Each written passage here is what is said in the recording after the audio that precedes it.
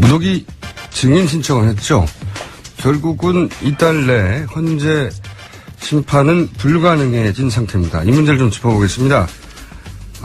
탄핵소추위원이고 최근에 특검법 개정안을 발의하신 더불어민주당의 박주민 의원 전화 연결됐습니다. 안녕하세요. 예, 안녕하십니까. 네.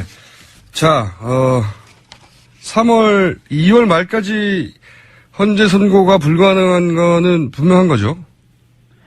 현재 증인 기일이 잡혀져 있는 것을 보면은 사실상 2월 말 선고는 좀 어려워진 것 아닌가라고 보고 있습니다. 네. 22일까지 증인 신문을 하면 28일까지 결국은 6일밖에 남지 않으니까 6일 만에 선고를 한다는 건 불가능하지 않습니까? 그죠? 예, 맞습니다. 거기다가 지금 최후 변론 기일을 어떻게 할지도 정해져 있는 상태가 아니라서, 예. 그것까지 감안하면 더욱 2월 말 선거는 좀 어려워 보입니다. 그러면 3월 13일 이전에 이 선고가 되려면 그러면 증인신문이 한 번 더 잡힌다거나 하면 불가능해지지 않습니까? 그것도? 지금 헌재에서 들리는 얘기는 예. 지금도 재판이 열리는 날이 아닌 날은 회의를 계속 한답니다. 평의를 계속 하고 있답니다. 결론을 내기 위해서 서로 평의를 하고 있다. 네. 그래서 그런 과정을 통해서 의견을 미리 많이 좀 수렴을 해 나가고 있는 과정을 거치고 있으니까 예.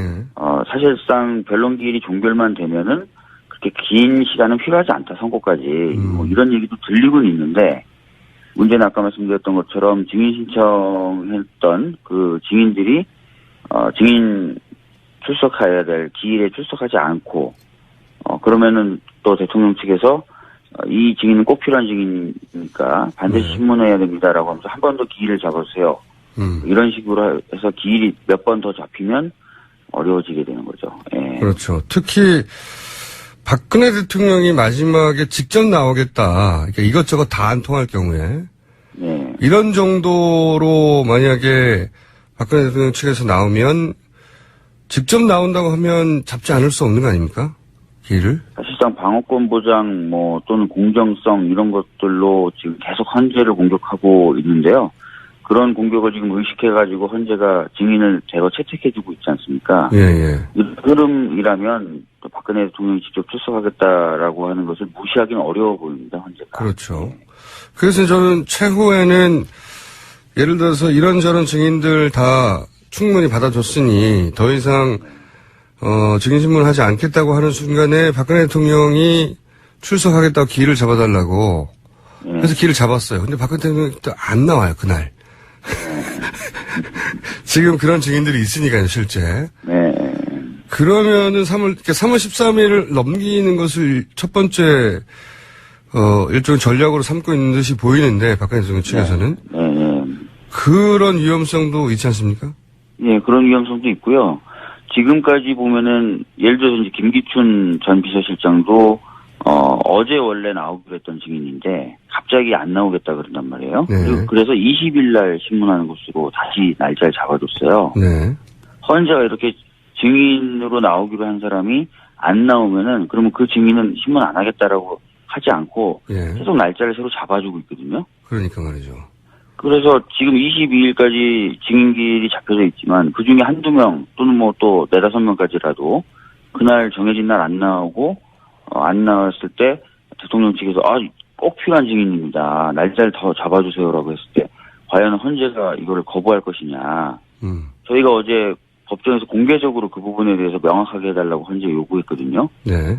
이미 시간이 많이 지연이 됐고 네. 또 대통령 측에서 책임지고 신청한 증인들이기 때문에 안 나오면 대통령 측의 불이익으로 해달라. 즉 네. 다시 기회를 잡는 게 아니라 네. 취소하는 걸로 해달라고 했는데 대답을 안 했어요. 예. 명확한 답변이 없었다. 예, 명확한 답변이 없었습니다. 헌재도 사실 양측 모두에서 압력을 받으니까 어떻게든 공정성에 대한 지적은 없도록 하기 위해 노력하고 있다는 건 이해가 가는데 이러다가 3월 13일 넘어가지 않을까. 3월 13일 사실상 넘어가 난 다음부터는 이제는 언제 선거가 될지 예측조차 할 수 없는 상황이 되는 거 아닙니까? 그때부터는? 맞습니다. 사실 이제 지금 말씀하신 것처럼 공정성이라는 것을 이제 신경을 쓰는 것은 저도 이해는 하는데 문제는 그 대통령 측 대리인단이 중대 결심을 할 수 있다라는 말을 한 뒤로는 제가 봤을 때 헌재는 지금 대통령 측 대리인단에 끌려가고 있어요. 그 전략에.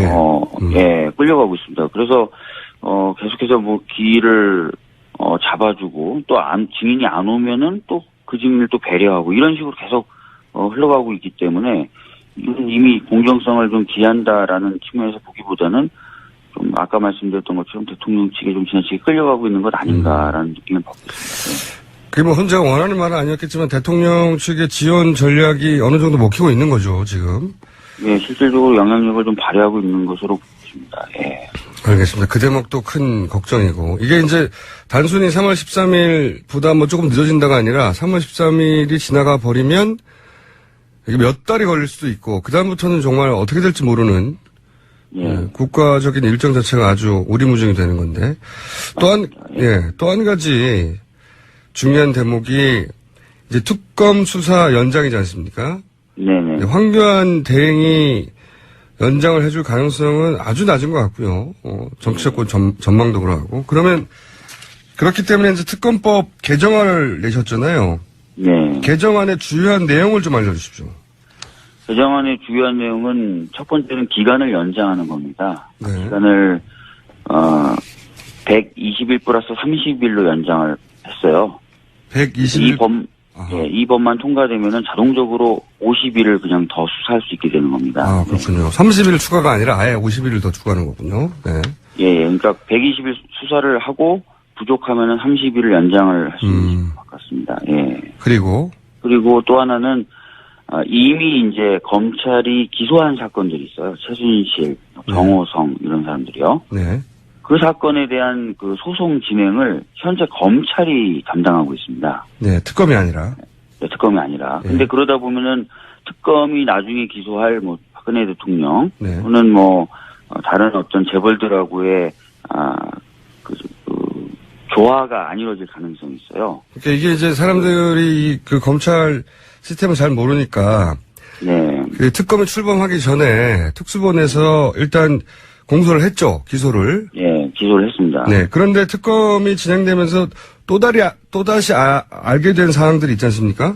맞습니다. 네. 그러면 특검도 이제 공소를 할 수 있단 말이죠. 예, 이제 재판을 붙였죠. 네. 특검도. 그러면 이제 서로 다른 내용으로 재판이 진행될 수가 있다는 거예요. 그럴 수도 있는 거고요. 네. 예. 그래서 법을 바꿔서? 예, 법을 바꿔서 검찰이 현재 진행하고 있는 사건에 대한 지휘 권한을, 예. 관할 권한을 특검으로 넘기는 겁니다. 예. 그렇게 되면 조화롭게 사건을 진행할 수 있겠죠. 특히 지금까지는 재벌로부터 돈을 받은 것을 뇌물이 아니라 강요, 직권남용 이런 것 쪽으로 검찰은 기소를 했거든요. 네. 그거는. 근데 지금은 뇌물로 수사하고 있지 않습니까? 네. 다른 내용이기 때문에 특검이 그걸 다 넘겨받아서 미리 기소됐던 사건들 공소장을 변경을 해야 돼요. 예. 뇌물로. 그게 안 되면 다른 방향의 사건이 동시에 그렇죠. 법원에서 진행될 수가 있습니다. 네. 이게 이제 같은 검찰이니까 결국 그 내용이 합쳐지는 거 아니냐 생각하실 수도 있는데 그게 아니라 각각 공소를 하게 될 수 있는 것이고 그래서 그 권한을 특검이 가져가도록 법이 조정을 해야 한다 이런 말씀이신 거죠. 맞습니다. 전문적으로 얘기하면 특검이 공소 유지를 하도록 해야 한다 이런 말씀이신 예, 거죠. 특검이 통일적으로 모든 관련 사건에 유지를 해야 된다는 것이고요. 그다음에 그러기 위해서 특검에게 일정 정도 그 수사가 끝난 뒤에도 조직체를 유지할 수 있도록 인원이나 이런 내용 좀 구체적으로 명시했습니다. 예. 이제 이게 만약에 개정안이 통과되지 않으면 특검이 이달 말에 끝나고 나서 그 특검에 소속돼 있는 검사들은 이제 검찰로 돌아가야 되는데 네, 그다음부터는 그렇죠.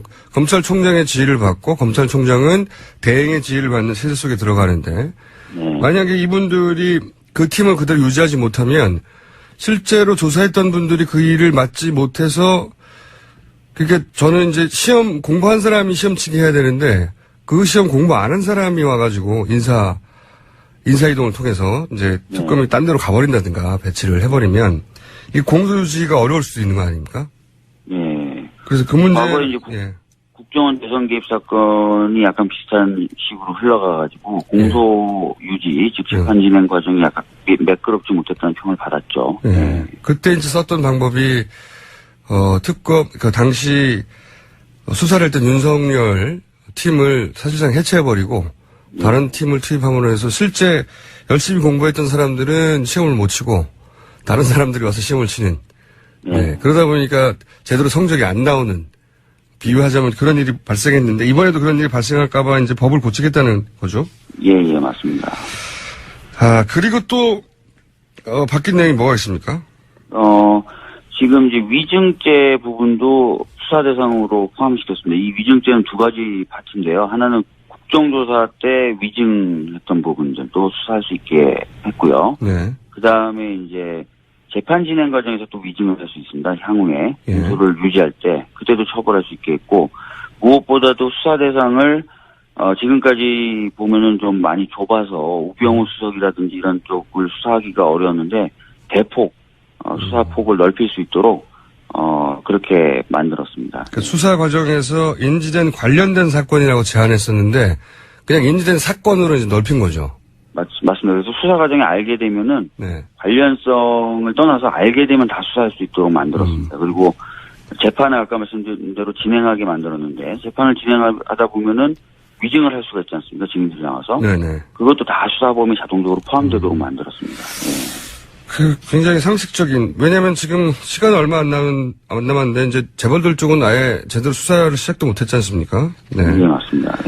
그리고 안종범 다이어리가 40건에 더 나왔는데요. 네. 17건 정도 가지고 수사했는데 40건 더 나왔으면 수사기간이 몇 배는 늘어야 될 것 같은데. 자, 그런 걸 담은 개정안인데 이게 문제가, 이 개정안을 처리하려면 2월 내에 돼야 되지 않습니까? 어쩔 수 없이 지금 무조건 2월 내에 돼야만 되는 그런 상황입니다.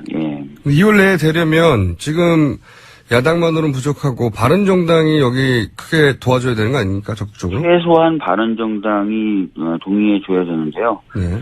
어제 제가 권성동 법사위 위원장하고 좀 잠깐 이야기를 해봤는데 원래 이제 이 특검법은 여야의 합의에 의해서 만들어진 것이기 때문에 본인의 입장에서는 여야, 즉 새누리당까지 포함한 그 여야가 다 합의가 되지 않으면은 법사위에서 처리하기 어렵다. 이게 내 기본적인 입장이다. 이렇게 얘기를 하더라고요. 그래서 그런 태도가 계속 유지가 된다면은 새누리당까지 저희가 설득을 해야 되는 그런 상황입니다. 새누리가 이걸 동의할 리가 없지 않습니까?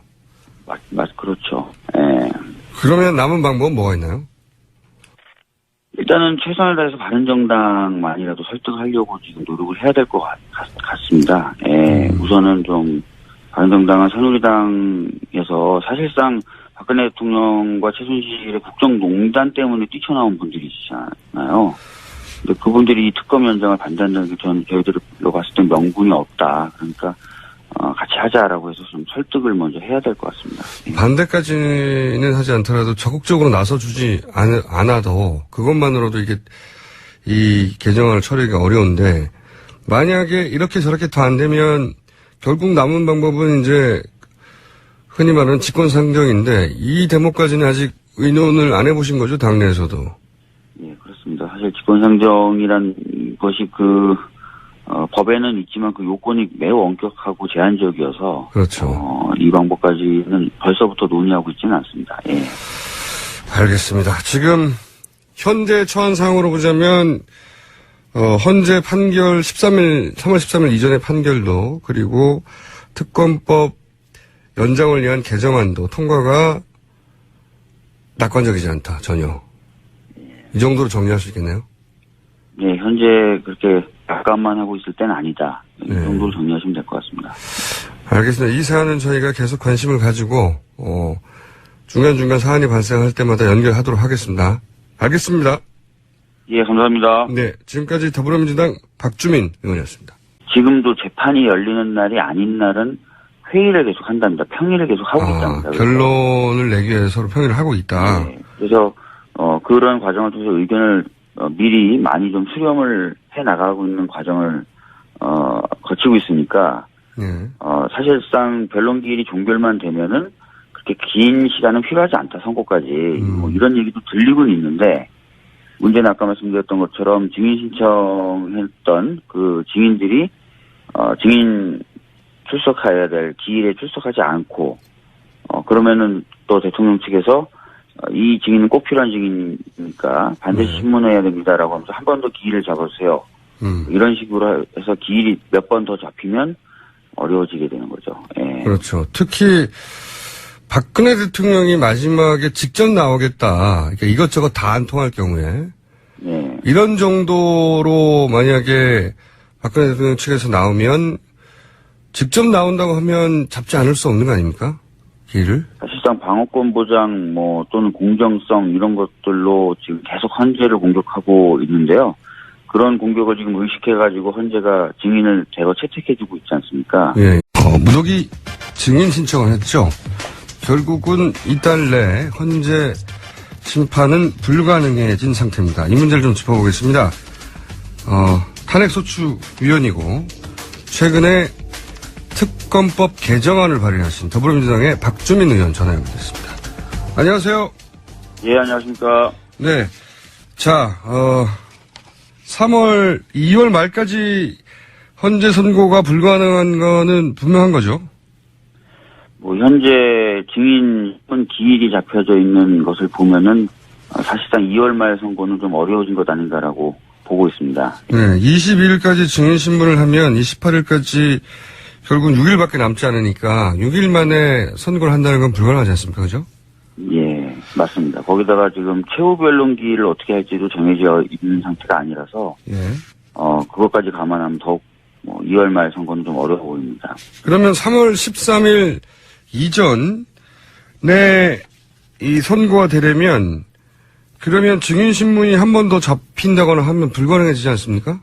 그것도? 지금 헌재에서 들리는 얘기는 예. 이를 잡아주고 또 증인이 안 오면은 또 그 증인을 또 배려하고 이런 식으로 계속 흘러가고 있기 때문에 이건 이미 공정성을 좀 기한다라는 측면에서 보기보다는 좀 아까 말씀드렸던 것처럼 대통령 측에 좀 지나치게 끌려가고 있는 것 아닌가라는 느낌을 받고 있습니다.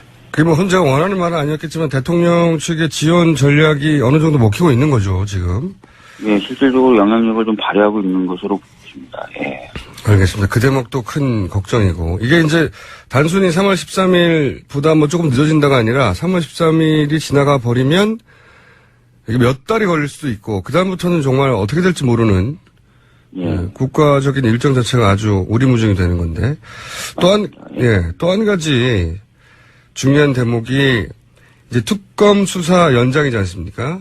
네네. 황교안 대행이 연장을 해줄 가능성은 아주 낮은 것 같고요. 정치적 전망도 그러고. 그러면 그렇기 때문에 이제 특검법 개정안을 내셨잖아요. 네. 개정안의 주요한 내용을 좀 알려주십시오. 개정안의 주요한 내용은 첫 번째는 기간을 연장하는 겁니다. 네. 기간을 120 예. 흐름이라면 또 박근혜 대통령이 직접 출석하겠다라고 하는 것을 무시하기는 어려워 보입니다. 헌재가. 그렇죠. 그래서 저는 최후에는 예를 들어서 이런저런 증인들 다 충분히 받아줬으니 더 이상 증인신문을 하지 않겠다고 하는 순간에 박근혜 대통령이 출석하겠다고 기일을 잡아달라고 그래서 기일을 잡았어요. 근데 박근혜 대통령이 또 안 나와요, 그날. 지금 그런 증인들이 있으니까요, 실제. 네. 그러면은 3월 13일을 넘기는 것을 첫 번째 일종의 전략으로 삼고 있는 듯이 보이는데 박근혜 대통령 측에서는 네. 그런 위험성도 있지 않습니까? 예, 그런 위험성도 있고요. 지금까지 보면은 예를 들어서 이제 김기춘 전 비서실장도 어제 원래 나오기로 했던 증인인데 갑자기 안 나오겠다 그런단 말이에요. 네. 그래서 20일 날 신문하는 것으로 다시 날짜를 잡아줬어요. 네. 헌재가 이렇게 증인으로 나오기로 한 사람이 안 나오면은 그러면 그 증인은 신문 안 하겠다라고 하지 않고 예. 계속 날짜를 새로 잡아주고 있거든요. 그러니까 말이죠. 그래서 지금 22일까지 증인기일이 잡혀져 있지만 그 중에 한두 명 또는 뭐 또 4-5명까지라도 그날 정해진 날 안 나오고 안 나왔을 때 대통령 측에서 꼭 필요한 증인입니다. 날짜를 더 잡아주세요라고 했을 때 과연 헌재가 이거를 거부할 것이냐. 저희가 어제 법정에서 공개적으로 그 부분에 대해서 명확하게 해달라고 헌재에 요구했거든요. 네. 이미 시간이 많이 지연이 됐고 네. 또 대통령 측에서 책임지고 신청한 증인들이기 때문에 안 나오면 대통령 측의 불이익으로 해달라. 즉 네. 다시 기회를 잡는 게 아니라 네. 취소하는 걸로 해달라고 했는데 대답을 안 했어요. 예. 명확한 답변이 없었다. 예, 명확한 답변이 없었습니다. 헌재도 사실 뭐 측 모두에서 압력을 받으니까 어떻게든 공정성에 대한 지적은 없도록 하기 위해 노력하고 있다는 건 이해가 가는데 이러다가 3월 13일 넘어가지 않을까. 3월 13일 사실상 넘어가 난 다음부터는 이제는 언제 선거가 될지 예측조차 할 수 없는 상황이 되는 거 아닙니까, 그때부터는? 맞습니다. 사실 이제 지금 말씀하신 것처럼 공정성이라는 것을 이제 신경을 쓰는 것은 저도 이해는 하는데 문제는 그 대통령 측 대리인단이 중대 결심을 할 수 있다라는 말을 한 뒤로는 제가 봤을 때 현재는 지금 대통령 측 대리인단에 끌려가고 있어요. 그 전략에. 예, 끌려가고 있습니다. 그래서 계속해서